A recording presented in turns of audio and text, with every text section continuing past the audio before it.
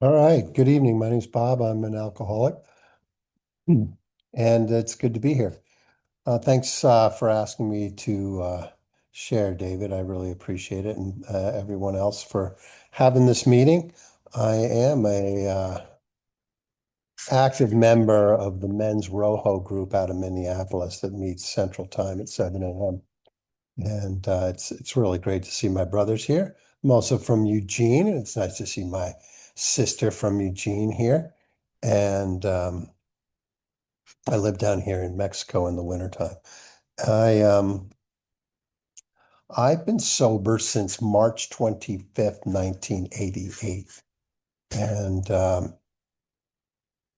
I share that just so I don't know. I like it when people share it, so I'm sharing it. And some other key pieces other than the fact that I have a home group, and I think that home group is the best meeting. So I can't encourage people enough that this seems like the best meeting, but for me, the Rojo meeting is the best meeting. And over the years that I've been sober, having the um, home group that I feel strongly about really indicates my level of participation in Alcoholics Anonymous and my then the payoff of my serenity. So I've gone long periods of time without that feeling of having the best home group. And so to my brothers, thank you for being here and making my day daily. Uh, I have, I got turned on to that meeting from my sponsor. My sponsor is, you know, he's a giant in AA. He's been sober 58 years now. Um, and at first I was going without a sponsor for a while. And I'm almost embarrassed to share how long that was. Um, but it was over a decade that I was self-sponsored, and that really came to a head. And I'll talk a little bit more about that later. But this guy turned me on to the Rojo group, and he lives down here in Mexico with me in the winter.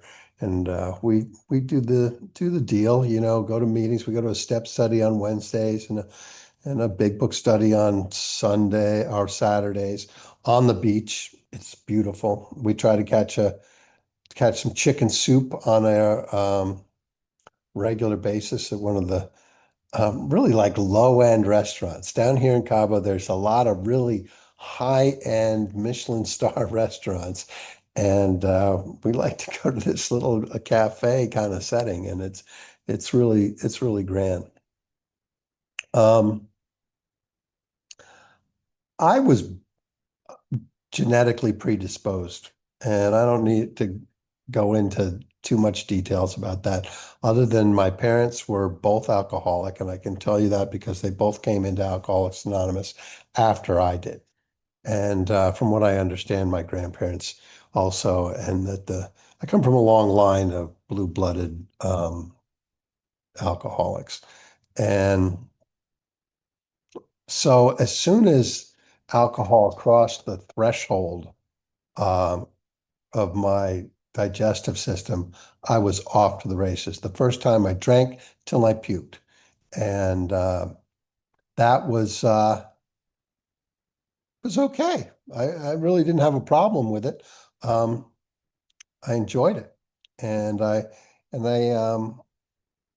was or I may have only been in ninth grade, maybe eighth grade when that happened. And this was back in New York on Long Island, and my parents were pretty well off. We had a beautiful home. I was going to private schools, and I had the golden ticket to a successful education and potentially an Ivy League uh, education. However, once I discovered alcohol and drugs, um, I was off to the races, and I was in a boarding school that I couldn't keep up with because I was high all the time. And then I got kicked out of summer school, and then I overdosed on barbiturates in my little hometown private school. And then I went to my public school, and I got and I got high. I got kicked out again. It's only by like the grace of like one sentence, I think. So the grace of God is kind of how I got here. But the principal of that public high school pulls me and he's like, "Why are you here? What are you doing here?" All that private school education made my last year and a half of the public school pretty easy, and I was able to skate through. But I was doing nothing, and but I knew my mom wanted me to get a high school diploma, so I stuck it out. I got a high school diploma, and I joined the military. I joined the United States Navy because it sounded fun. In hindsight, it was not fun. It was quite a challenge for this little rich white kid from New York to find himself on a Spruance class destroyer serving with people from all over the world or all over the United States of many low income families that they grew up in and had never even seen the ocean. Um, and the biggest problem was I had never really respected authority and I questioned authority. And I was always kind of I think I know more than you do kind of guy. And that doesn't go too well in the military structure. And I got myself in a lot of trouble. Um, one of the things, uh, you know, I don't think I properly welcomed anybody who's new to Alcoholics Anonymous. If you're new here and you're counting days, you are wanted and welcome here. And this journey of Alcoholics Anonymous and what it can provide for you, I think my experience is that it can provide you a life beyond your wildest dreams, as long as you follow a few suggested steps. And you know, the first one was coming to terms with the fact that um, when I added alcohol or drugs to my system, I could not handle it. I was powerless over alcohol and that my life was unmanageable. I'll kind of get more to that in a little bit. But what I kind of want to talk about is some of the indications that I was insane. I had a hang up on the second step because, it says came to believe that a power greater than ourselves could restore us to sanity, which infers that I'm not sane. So if you're new and and we're inferring that you're insane by saying you need to be restored to sanity. I got hung up on that. I was like, man, that's not the case here. My experience, the one story I'll share with you from my military experience, is a clear example of doing something that was extraordinarily dangerous. Um, and doing it knowing it was dangerous and then doing it anyway. That's the definition of insanity that works for me. In this particular case, I had been busted again for smoking dope, and I found myself in front of the captain. Uh, and this was the second time I'd gotten in trouble, and I was done. I was a year and a half into my 3 year stint with the Navy, and I was just like, this is it. I don't belong here. I want out. If the captain doesn't give me a discharge. And what happened was I got caught smoking pot on Port Lookout. And by the same guy turned me in, the same guy that the day I reported to duty on this ship, um, he brought me up into the smokestacks, which were still warm. They just gotten in from Jamaica. And he got me high that day, the first day. He's like, hey, boot camp, got any rolling papers? And he got me stoned that day. And, a year and a half later, he's made third class petty officer. And man, he turns me into the master at arms for having a little puff out there on Port Lookout like it was a big deal. But it was a big deal to the captain. And I got busted in rank and they didn't give me a discharge. And I was telling everybody that if I don't get the discharge, I'm going to jump off the ship and pretend that I want to die. I don't want to die. I wasn't suicidal. I just wanted out of the Navy. And I knew I was a good swimmer. And I knew if I took a dive off the ship that, they would let me out, I thought at least. And it's interesting. He did the captain, when you face captain's mass, it's kind of like a court martial on the ship. And Had to dress in my whites, and I'd shaved my head because I always look a little crazier when my head's shaved. And I really wanted the captain to give me a discharge, and he didn't. He just gave me a bust in rank and a fine and 10 days restriction until we got back to the States and 25 days in correctional custody. And so now, being a man of my word, which has probably helped me stay sober. But in this moment where I'd been talking smack about, I'm going to jump off the boat, well, now it was time to jump off the boat. And I walked out to the flight deck. It's this Bruins class destroyer, not too big a boat, but, you know, bigger than a football field, in the middle of the Bermuda Triangle, cruising along. Um, and I take off my shoes and I put my hat on my shoes and I step up on this fire station and I'm talking myself into like, okay, now it's, time to jump. Now the thing is, if I had jumped in that moment, no one would have seen me. One of my jobs with my fellow bosun's mates was to be aft lookout. And all we did was read comic books and get high back there. And so no one would have seen me. But one of these guys that was a born again Christian, and for some reason, these guys were trying to save my soul. And I had developed a sort of antagonistic relationship with them. Um, and one of these guys came along and he sees me standing on the side of the boat like this, and he's like, Hutch, what's up? And I said, I'll show you what's up. And I jumped and I landed in the middle of the Bermuda Triangle in shark-infested breeding grounds. And the ship took 22 minutes to turn around and pick me up. And that is neither here nor there. Our division is responsible for getting a man overboard back on board in less than 6 minutes, because if the water's cold, you're dying. But in this case, it was a classic Navy snafu kind of setting, and it took them 22 minutes to get me back on board. And I didn't pretend to be crazy and swim away from them. At that point, I was ready to get on board. And I found myself, I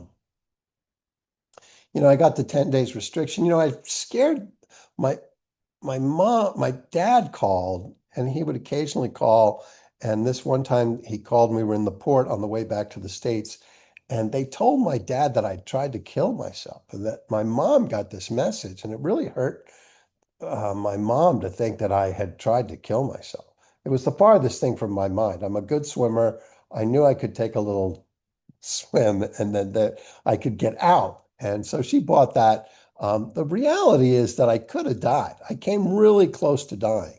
And some of the other experiences during my drinking and drugging career was something I think many of us can relate to, was driving under the influence. And there was this time coming after a dead show in upstate New York and high and drunk. And I'd been driving on the interstate where there's, two lanes going in one direction. And I'd gotten off and I was driving on a country road. And the two lanes, really, there weren't two lanes. There was only one lane on the right and one on the left. And I was in the left-hand lane and there was a car coming at me and I wasn't paying attention. And I had other people in the car.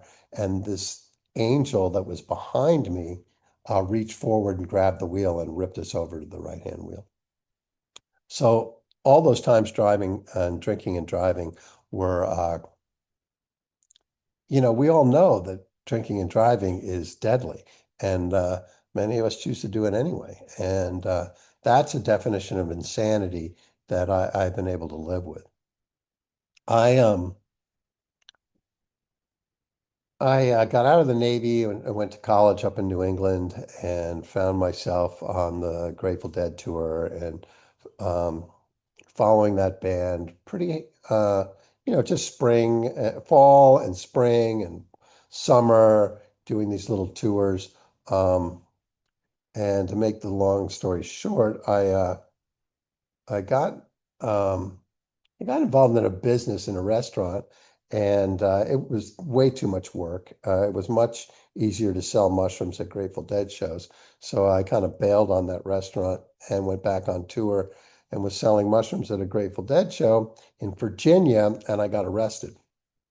And they really frown on that down there in that state, unlike Oregon, the fine state that we're in where mushrooms are legal um, today. Uh, I ended up looking at when I got in front of the judge on January 13th, the deal on the table was well,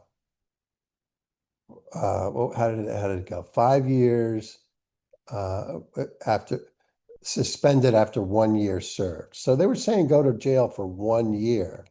And my dad rallied for me and got me a good lawyer, and he came down with me and stood by me, and that made, I think, a big difference because we had to get the letters. When you go to court, it's good to get some letters from people that might support you. Um, and I got my minister from my hometown. My high school buddy's dad was a judge. But the letter that made the difference was the letter from the drug and alcohol counselor who I had been seeing the year before. That's a long story, but anyway, he wrote to the judge and pointed out that this kid has a drug problem and not necessarily needs to go to prison. So that judge, Judge Weckstein down there in Roanoke, Virginia, um, you know, I stood up, the deputies stand behind me. The room kind of got a little brighter. And he says, I'm sentencing you to 7 years in the state penitentiary. And I'm suspending. But he sat there with that. It had sat there for a moment. And then he said, I'm going to suspend that. I'm going to give you 5 years of probation. And with a bunch of conditions, including attend meetings 4 times a week and attend treatment for no less than a year, pay $2,000 fine, do 500 hours of community service. And that seemed like so much. Um, Really, it only was about 12 hours a week to do all that. But I was very reluctant, so I didn't come. I didn't. So that was January 13th, 1988, and like I mentioned earlier, my sobriety date's March 25th. I played with fire. I was telling my probationer officer I was going to family reunions when I was actually going down to the Kaiser in Oakland and seeing the Grateful Dead. And it was at I really wanted a sobriety date that had something to it. And I had tried up to January 13th to make it Thanksgiving. One of the things I tried was I'll only drink wine. One of the things I tried was I'll only smoke pot when it has opium in it. I tried all these different little tricks to try to stay clean and sober. Uh, and right up to the night that I got sentenced, I was, with my dad and we were drinking. And I got up early that morning to try to get clean before seeing the judge. I thought, man, if I could just be clean, I won't go to prison. But, it turns out being a dirty little dope fiend was kind of important for that judge to give me that sentence. And like I mentioned, I was playing with fire. This was a critical step. Um, I was we had this group of friends that came down from Eugene to California for the shows, and we would crash out at my buddy Steve's house, and um, there would be a bunch of us all over the house. And um, Andrew's brother, Dov, was in the program about 3 years. And the morning after one of the shows down there, we're out having coffee on a sunny day down there in Oakland, California. And I was explaining to him how the night before I had had one green Miller beer on St. Patrick's Day. And I don't even know why I drank it. I've been trying to get clean. I'm in all this trouble. I started going to treatment. I've been attending some meetings. And Dave was able to, all Dave said to me was, well, do you have a sponsor? And I said, no. He said, okay, well, I'll be your temporary sponsor until you get one. And that was a piece of the pie that helped me not pick up or drink or drug again.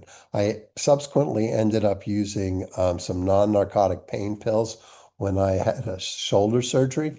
I told the doctor I was an addict and that I needed to I needed to not have narcotics, and they gave me non-narcotics and sent me home after my surgery. And the they were working. I was healing, and I decided I wouldn't take the noon because I wasn't feeling any pain, and I could double up that night, and maybe catch a little bit of a free buzz and not have to.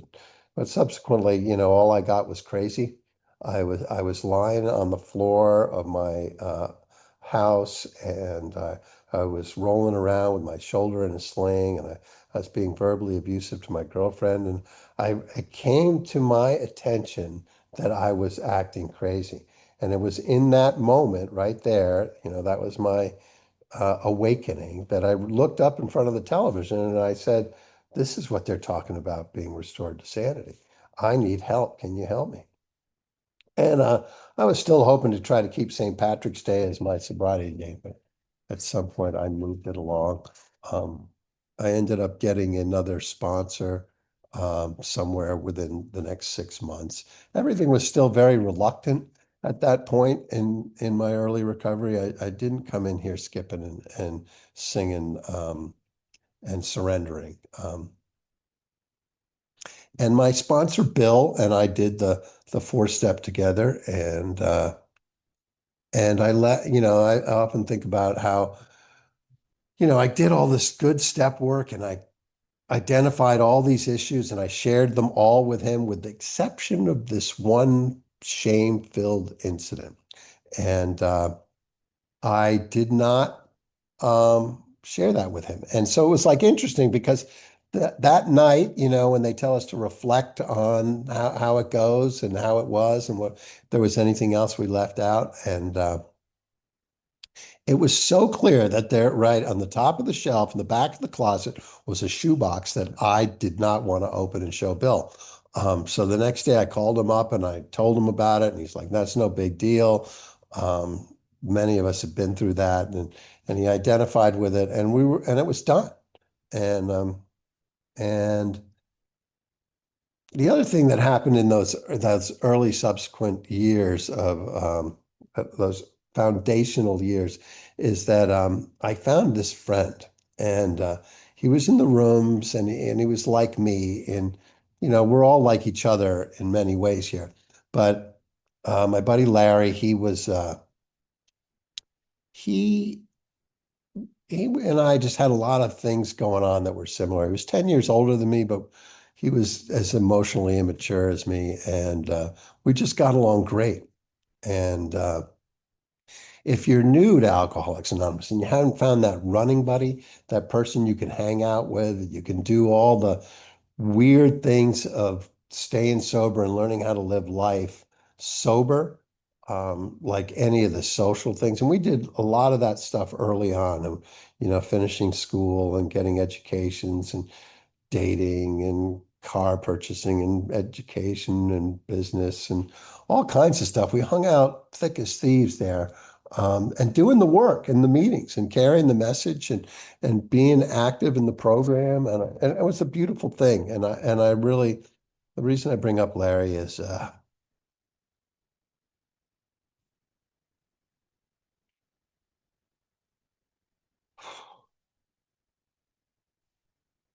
I invited a bunch of people to the meeting today. Um, Larry was diagnosed a couple of years ago, and today he shared with me that he's now in hospice, right? I'll pull it together. There's a couple things that get me choked up, but if that guy Dave hadn't been on that step and said, "I'll be your temporary sponsor," and if Larry hadn't been around to pal around with in those first months of sobriety, I may not have stayed clean and sober, and I wouldn't have had this extraordinary life. And so I'm indebted to Larry, and I'm indebted to Dave. Dave relapsed. Dave died, and because this is a killer disease, and I didn't always take it very seriously. Even though I knew it was, for me, it was about going to prison for 7 years. I had to think about it for 2 months to decide whether I really wanted to give this thing a try, at least for the 5 years that I was on probation. And a lot of good stuff happened in those 5 years, and if you're new to Alcoholics Anonymous, um, what we're what we're designed here in this room to do in this program is to lead each other to a faith in a higher power. The whole book is a miraculous um, creation by Bill and a few other guys that got together and put this thing together and identifying the steps. And really, the whole design is to lead us to have a spiritual experience. And how we get there, Bill's story is, had the burning bush kind of thing. Bill had this extraordinary experience, um, and then he talks about it in the book, how many of us have this educational experience. And that's kind of the route I went. When I was early in recovery, those first couple of years, I went back to school. I was taking things like Kundalini yoga and Japanese religions and the Bible and a bunch of different stuff. And I explored the local temple, the Catholic Church, the New Age churches, and I was doing all that stuff. And I think, when I reflect back on how did God really show himself or herself, itself to me, um, was this experience that happened when I was 2 years sober. Larry and I decided to go to the international conference up in Seattle. And if you haven't been to one of these things, well, it's kind of a must, in my opinion. I haven't missed one since. Um, but Larry and I went up a day early on a Wednesday, and it was the 4th of July, and the town was rocking. It was really jumping. We were everywhere, and had name tags on, and people from all over the world, and, you know, a couple of gregarious guys. We just had a blast, and the official conference kicked off on Thursday night at the Sheraton Hotel at midnight when the marathon meeting started. And the organizers decided they would start it with a parent and child team would light the candle, and the candle would burn through the weekend. So we were there at midnight, and 2,000 people in the ballroom, and during that candle lighting thing, I said a prayer for my family. I was kind of hopeful that my mom would someday get this. I always thought my dad was too stubborn to ever want to do it. So said a prayer for both of them and went into this weekend. And those conferences are just, there's nothing like them. The flag ceremony um, on Friday night is inspirational. I saw the Thailand flag there, and I thought, oh, my buddies took their mountain bikes to Thailand and did heroin up in the Triangle. Now I can go to Thailand and go to AA meetings, and I'll be okay. And I subsequently did that. But anyway, so that was Friday night. Saturday night, my sponsor Bill and I, and we're just, horrible music it was a DJ in this um, cement room, big giant room the sound was terrible, but we had a fabulous time on Saturday night. Ended up staying up all night long with the marathon meeting, going out to breakfast the next morning. Sunday morning is the spiritual meeting at the Kingdom. Uh, this woman, Deedles, came out, sang Amazing Grace. Not a dry eye. Um, they bring out that candle again. This time I say a prayer with 40,000 people for my family. And I subsequently, go off and have a good time in Seattle that afternoon. I get back to Eugene on Monday, and I find myself with a message on the machine. And it's my dad. He's like, Bobby, please call home. And I looked at the watch at my watch because I don't want to from Oregon to the East Coast. If it's, after 6 o'clock, they're already been drinking and I don't want to talk to them. But it's early. My mom answers the phone and these words are still ringing in my head. Um, because now I'm on fire, kind of like Ebby, right? Like I'm like filled with AA. I'm like very excited about this life that I just had this amazing weekend. And I'm like, "Hey mom, how you doing?" And she's like, "Well, I'm fine, but your dad, he's joined AA." And I'm like, "No, shut up. Let me talk to him. I don't believe you." And he's like, "Nope, I'm in. I'm doing 90 and 90 and I got a sponsor." And I do one of these, I look up to heaven and I'm like, "No way." Right? And so sometimes, I lose my faith. I get distracted in materialism and stuff like that. But that is one very clear miracle. The miracle continued. When he had 3 years, he arranged for a full-on intervention, Hazleton style, with my mom. So she ends up thinking she's going to lunch at her friend Mary Ritter's house, and and the next thing she knows, her brother and a couple of her kids are all coming out of the back room, and so she thought she had died, and we just really had just set it up so she could go to Hazleton, and the treatment stuck, and she stayed sober. My dad and I went to San Diego together. He came out when I was, in law school, Class A felon. That's another story. I ended up in law school, and he came out when I had 10 years and gave me my coin.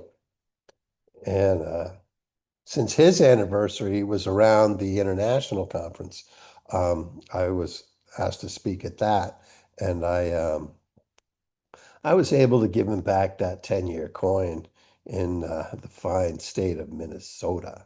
Um, so that was pretty cool. And we ended up going to Toronto together. That was the last time we got to go to an international together. But that was pretty cool. You guys, Alcoholics Anonymous, something about that family factor. Uh,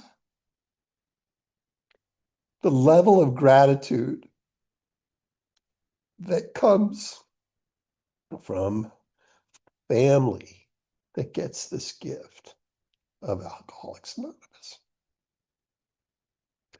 And you guys gave me both my parents back.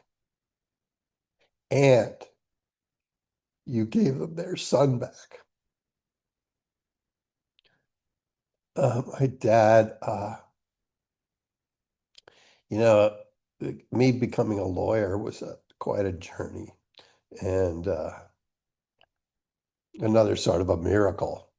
Got identified with a learning disability. So it wasn't that Bob wasn't applying himself all through grade school and high school and a lot of college. Bob actually had a diagnosable learning disability, which got identified in law school when my advisor said, "Why are your grades so crappy? Are you partying a lot?" And I'm like, "No, man, I'm up at 4 a.m. I'm studying my ass off." He's like, "Well, maybe there's something else going on." And so I got through law school. I guess that's the point. And my parents came out to watch me get sworn in, um, go through all of that. So you gave my parents back their kid. They'd probably had some, dreams early on that I would, you know, whatever. But I shot those all to hell, jumping off boats and following the Grateful Dead around. Um, what time am I supposed to wrap this up? In the next 5, 10 minutes. Okay. Um, So much happened from the time that I got sober to today. Like 38 years of like doing stuff. I kind of want to just again welcome the new guys and hope that you do the following things. Get a sponsor, read this book and do the steps, and then start carrying the message to the new guys. That's it. That's all you got to do. Um, And if you do those things, you may have a spiritual awakening. And the spiritual awakening may come in a deep, abiding faith in a power greater than yourself, or it could be just the principles of this program that you discover and you learn about, like honesty, open-mindedness, willingness, trust, faith, all that stuff. Um, Self-esteem. These were things I had no idea what they were when I got here. And today they are a big part of my life. And I think what I want to kind of wrap up with this like thing that happened a couple of years ago where I told you earlier that I had gone sponsoring myself for a long time. And this was, you know, so a lot happened in almost 38 years of sober time. So this period of time that, you know, I had practiced law. I'd had a child. I had had a wife. I had a second wife, and I knew everything. So and I was going to meetings, and I was meditating in the morning, and I was journaling, but I wasn't doing what I just asked the newcomer to do, was reading the book with new guys. I wasn't in the book, and I didn't have a sponsor. So when I screwed up. Little things, like the non-alcohol drug behavior that whatever that might be, that I have a little bit of shame about. Now I'm instructed by the program to share that with somebody at once. And so it sometimes takes me a day or two, but I don't let those last too long. And so this period of time leading up to my 35th year, I was in my 35th year of sobriety, and my girlfriend broke up with me. And I couldn't imagine why she would break up with me. It would really kind of shock me to the core that she would break, because I thought we were just great. And so, but I was hurt so deeply by it that it was like another one of these moments, like on the floor when I looked up and asked for help. Um, I was by the pool here in Mexico, and it's like, God doesn't talk to me directly, but he puts something on my heart. He's like, dude, you got to get a sponsor. You got to call someone now. I was like, really? And so, it's one of those 10,000-pound phones. And I picked it up, and this guy said, no, I don't do that, but this guy will. And this guy said, I'm not the right guy, but that guy is.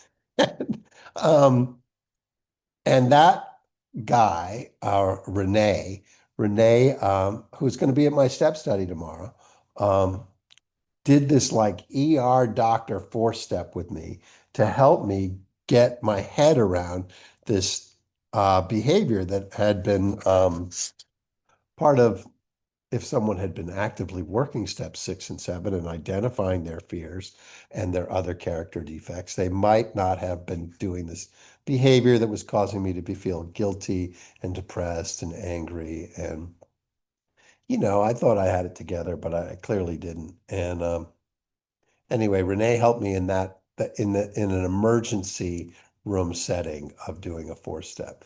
And a couple months later, there's this other guy, Bob, who is my sponsor today, and he uh he'd been coming to these meetings down here, and Bob had a lot of sobriety, but more than that, he had a phenomenal uh command of the history of Alcoholics Anonymous and the big book. So I also liked his beautiful rose gold Rolex watch. So there was those things too. But that's aside, I thought, man, that guy's got something going on. And but I don't think he's going to have time to sponsor me. regardless, I was in enough pain still that I thought, man, I better do this. So Bob agreed, and Bob allowed me to come up to his house 3 times a week for about 6 weeks. We read through the 164 pages, underlining stuff and talking about stuff and writing about stuff. And when that was all said and done, he's like, "Well, yeah, you ought to do this every couple of years, and now you go do it with others." And so um, subsequently, I have taken a couple guys through this book, and I think some of them are on here today. And I find the rewards of that are the greatest reward is peace of mind, and I'm not now when I become angry Bob or irritable Bob or discontent Bob, I'm fully aware of it. Like it's right there, right in my face, and I don't like it. So I have to go back to the same thing. I have to share with whatever little dirty secret I'm holding on to. And the secrets are so de minimis now, but they're still secrets, and you're only as sick as your secrets. So again, if you're new, um, do this deal. Okay, it's written out really clearly, and the payoff. I never would have thought that my life would have led me to this point where I just turned 65 and I'm still traveling around and seeing music. Last week I was in Cancun. I have this beautiful woman that we're sort of orbiting the this galaxy together on occasion over the last couple of years and or not the last couple of years, just the last 10 months or so. And she's just gorgeous and bright. And I'm forever grateful that she's in my life. And um, really feel blessed that as a result of doing the work, I'm a better guy. And I've attracted this gal, at least to take a couple spins around the sun, um, at least one spin. So she's a big part of my day today. Um, I sell real estate. I practiced law for 13 years, and today I sell real estate, sorta, down here in Cabo and up in Eugene. And I stay pretty fit. Um, in these 38 years, I've competed in ultra endurance mountain bike events and did a big one last summer. Um, but my body yo-yos pretty hard now, so I think I might stop doing those and try to just get to a level of fitness and stay in it. Down here in Mexico, we have the Sea Cortez, and it's gorgeous. And there's whales in town, and you can paddle a paddleboard out. And if you're lucky, you can coordinate and cross paths with them, um, if you're lucky. And so that's kind of part of my day. And I have this little funky group down here that I'm a part of, uh, the Eye of the Hurricane. And I guess that I'm just wrap it up and say thanks again for asking me to share. And again, if you didn't catch the part when if you're new, uh, get a sponsor and start reading this book and apply the steps to your life. And like I think I could guarantee that your life will get extraordinarily better. I think that's fair to say. Thanks.